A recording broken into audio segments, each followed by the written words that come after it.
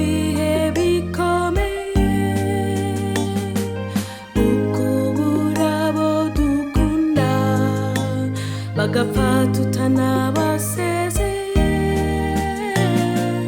kubura abagufasha ndetse nabo wari wizeye ugasigara uri wenyene usa n'uwataye ivyizigiro.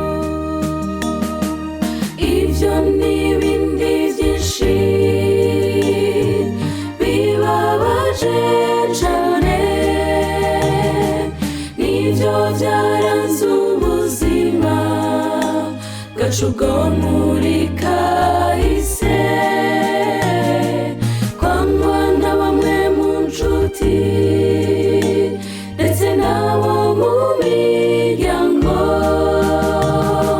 vyari bibabaje cane ariko n'ubu turiho. Shimwa Mana yacu wadukoreye ibikomeye iyataba ikiganza cawe tuba twarazimanganye kera ariko ineza yawe yabanye natwe imyaka yose tuguhaye n'akazoza kacu uzuturinde ibihe vyose.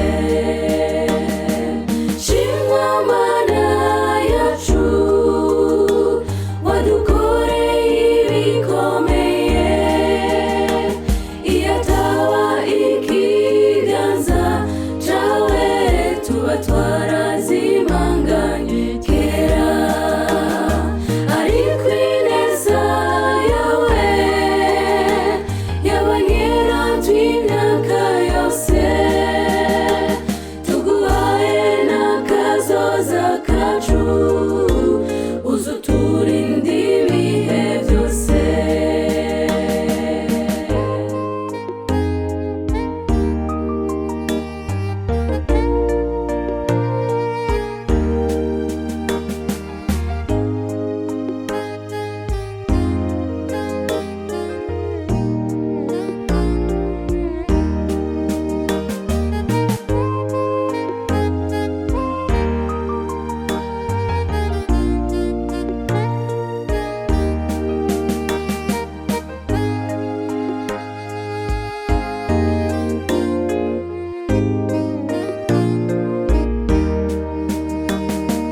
Kubura ibifungurwa kwivuza bigoranye cane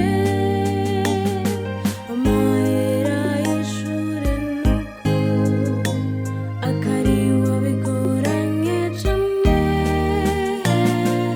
uburaro nabwo nuko bukariwa bigoranye cane tugata ivyizigiro kubw'imiruho y'ubu buzima twarata ivyizigiro kubw'ibihe bigoye ndetse rimwe na rimwe bigasa naho atanyishu ariko warahabaye uraturokora amashimwe n'ayawe Mana niwe gusubereye gushimwa.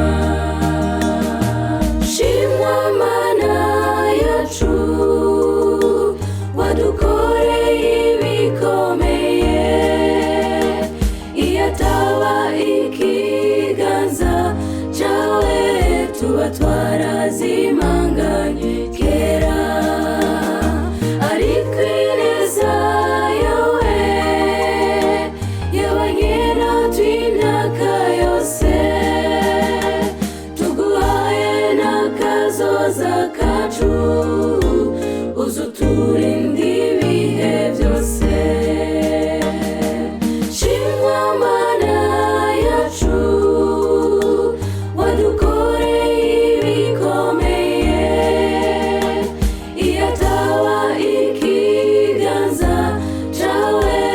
tuba twarazimanganye kera, ariko ineza yawe yabanye natwe imyaka yose, tuguhaye n'akazoza kacu, uzuturinde ibihe byose. Shimwa Mana yacu, wadukoreye ibikomeye, iyo ataba ikiganza cawe tuba twari